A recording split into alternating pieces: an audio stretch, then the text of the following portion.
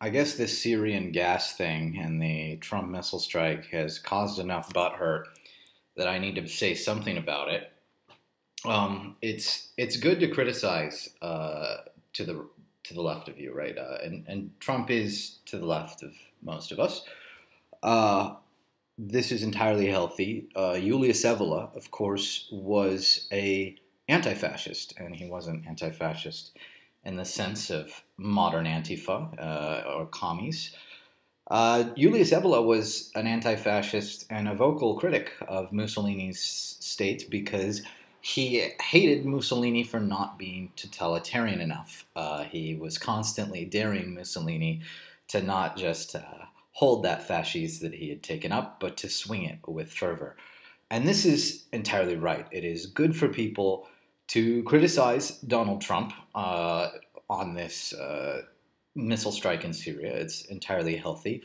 But the level of histrionic sobbing that I have seen over this, and everybody is decrying Donald Trump as a deep state puppet and or a neo Cohen or any of those things or some sort of Hebrew shill. I think that this is potentially unwarranted. I think that we should definitely be very vocal about this issue, but just the number of people throwing their MAGA hats in the trash and screaming about how Trump wasn't the calky that they were promised is a little bit strange.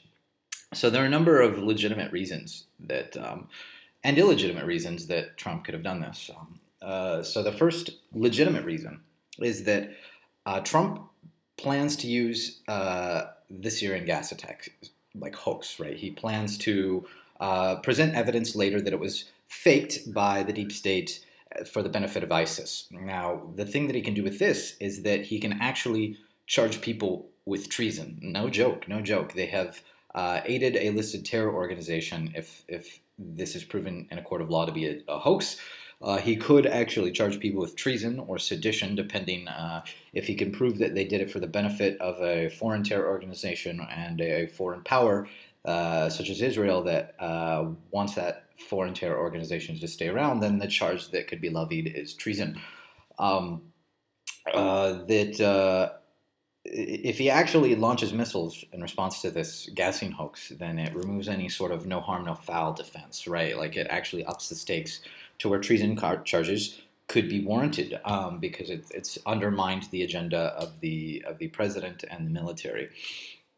So that's an entirely strong, like legitimate, real reason Trump is still a good guy, still on our side.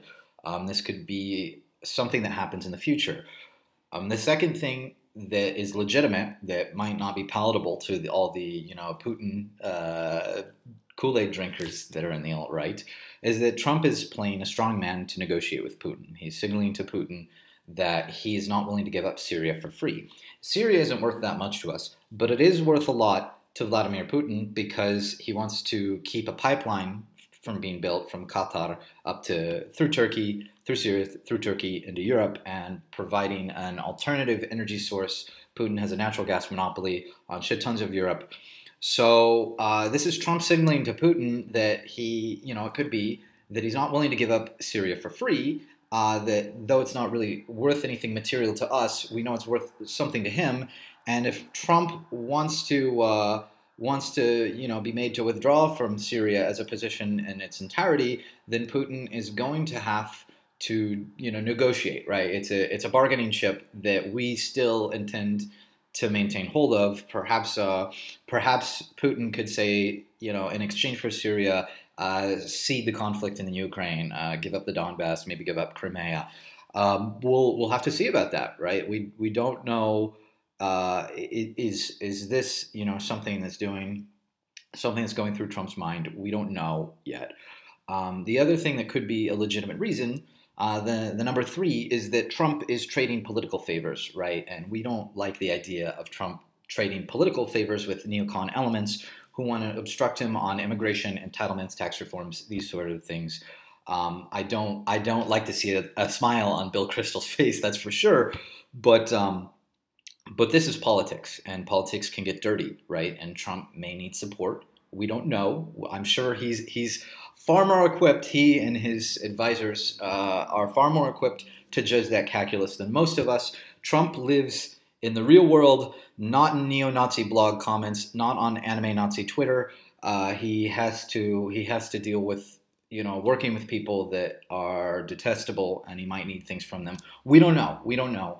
That isn't the nicest meat to swallow, right? It's nothing that I like to see, but we have to keep in mind that this could be something that's legitimately going on. And if one or two is true, we're going to find out that if one is true, if number one is true, we're probably going to see that whatever Donald Trump struck in Syria is not critical infrastructure. He probably would be hitting the least important thing possible, perhaps like even something like an abandoned airfield or something. You're eventually we're going to see that whatever he hit is not of actual critical strategic value. If number two is true, then we're probably going to see upscaled negotiations with Russia. We're going to see, some give and take on Ukraine. We don't know.